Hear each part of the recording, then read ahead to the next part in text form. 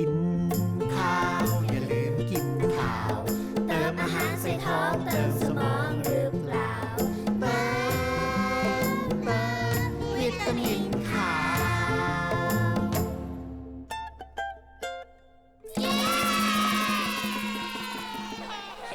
สวัสดีครับพบกับพี่ซุปและรายการวิตามินข่าวรายการที่อาสาสร้างความเข้าใจเสริมภูมิต้านทานเพิ่มต้นทุนชีวิตจากทุกปรากฏการณ์ข่าวครับ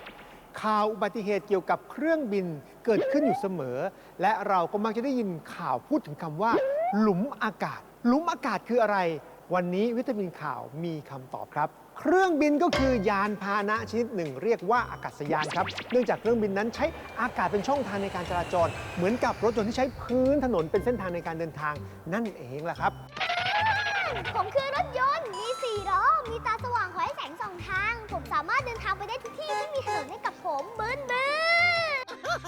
ฉันคือเครื่องบินมีปีกมีหางเหมือนนกนั่นแหละจ้ะฉันสามารถเดินทางไปไหนมาไหนได้บนท้องฟ้าเพราะฉันอาศัยท้องฟ้าเป็นที่ลอยตัวแบบนี้เอาขอเสียงหน่อยเครื่องบินรถยนต์การใช้ช่องทางจราจรของยานพาหนะแต่ละชนิดอาจเกิดอันตรายได้ทั้งสิ้นครับซึ่งการตกหลุมอากาศนั้นก็คล้ายกับรถยนต์ที่ตกหลุมบนถนนถ้าหากว่าหลุมเล็กการกระแทกก็อาจจะเป็นลักษณะที่ไม่รุนแรงมากนักรถยนต์อย่างผมอ่ะก็เจอหลุมมาบ่อยๆครับผมเนี่ยเจอมาหมดแล้วไม่ว่าหลุมเล็กหรือหลุมใหญ่แต่ถ้าโชคดีไปเจอหลุมเล็กๆเข้าผมก็จะแค่สั่นสะเทือนหรืออาจเสียหลักบ้างเล็กน้อยครับแบบนี้แต่ถ้าหากว่าวิ่งมาด้วยความเร็วสูงแล้วไปเจอหลุมใหญ่ๆก็อาจจะทำให้เกิดการกระแทกและเกิดอุบัติเหตุที่รุนแรงขึ้นได้เหมือนที่เราเห็นในข่าวทั่วๆไปครับเจอหลุมใหญ่ผมก็อาจเกิดอุบัติเหตุขั้นรุนแรงรถพังชิ้นส่วนอาหักหรืออาจพลิกคว่ำไปเลยทีเดียวครับ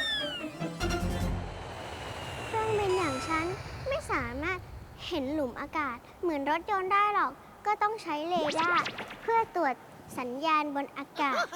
ถึงจะรู้ว่าจุดไหนเสี่ยงอันตรายค่ะหลุมอากาศที่อยู่บนท้องฟ้านั้นเราไม่สามารถมองเห็นได้เหมือนกับหลุมที่อยู่บนถนนนะครับเพราะหลุมอากาศนั้นเกิดจากการเคลื่อนที่ของอากาศที่ไม่สม่ำเสมอกันครับโดยปกติแล้วอากาศจะเรียงตัวกันอย่างสม่ำเสมอครับเป็นแบบนี้ครับเครื่องบินมาก็จะแหมราบเรียบปลอดภัยเลยครับแต่เมื่อไหร่ก็ตามทีที่อากาศบริเวณนั้นอุณหภูมิเกิดแตกต่างกันนะครับทำให้มีการคลายความร้อนออกจากพื้นดินไม่เท่ากันอากาศร้อนก็จะลอยตัวสูงขึ้นส่วนอากาศเย็นก็จะลอยตัวต่ำลงบริเวณนี้แหละครับอากาศไม่สม่ำเสมอเป็นระลอกขึ้นแล้วจุดที่บุ๋มลงมาลอยขึ้นไปตรงนี้ครับเราเรียกว่าหลุมอากาศนะครับซึ่งมักจะเกิดที่ชั้นบรรยากาศโทรโพสเฟียร์หรือว่าเป็นชั้นบรรยากาศที่ 1ซึ่งอยู่ห่างจากพื้นดินประมาณ10 กิโลเมตรครับ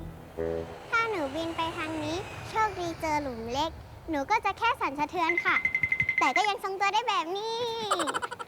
และถ้าหากว่าเครื่องบินเจอหลุมอากาศขนาดใหญ่แบบนี้แต่ถ้าเจอหลุมใหญ่หนูก็อาจจะสั่นสะเทือนรุนแรงวัตถุอาจหักได้ถึงขั้นต้องวงจรฉุกเฉินหรือไม่ได้รุนแรงขนาดนั้นคืออาจจะตกก็ได้ไม่ว่าจะรถยนต์หรือว่าเครื่องบินก็อาจจะเกิดเหตุการณ์ที่ไม่คาดฝันเหล่านี้ได้นะครับซึ่งวิธีการป้องกันเหตุการณ์ที่ไม่คาดฝันเหล่านี้ให้เราปลอดภัยได้ดีที่สุดก็คือการคาดเข็มขัดนิรภัยใช่ไหมครับใช่แล้วครับถ้าโดยสารรถยนต์อย่างผมการคาดเข็มขัดนิรภัยจะช่วยป้องกันไม่ให้ตัวลอยไปกระแทกกับหลังคาหรืออุปกรณ์ภายในรถช่วยลดการบาดเจ็บเมื่อตกหลุมได้อย่างดีเลยครับเห็นด้วยครับการโดยสารของหนูเนี่ยนะคะก็จะมีพี่ๆเจ้าหน้าที่เนี่ยนะคะบอกวิธีการรัดเข็มขัดนิรภัยค่ะเวลาตกหลุมอากาศนะคะจะได้ไม่บาดเจ็บไงคะถูกต้องเลยครับ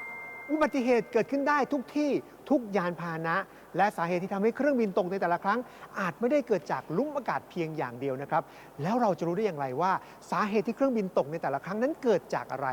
ติดตามวิตามินข่าวตอนหน้าตอนกล่องดำครับมาสมัครเป็นสมาชิกวิตามินข่าวกันดีกว่าครับติชมรายการและร่วมสนุกกับคำถามประจำสัปดาห์ลุ้นรับกระเป๋าเป้น่ารักจากรายการวิตามินข่าวสัปดาห์ละ5 รางวัลครับสวัสดีครับ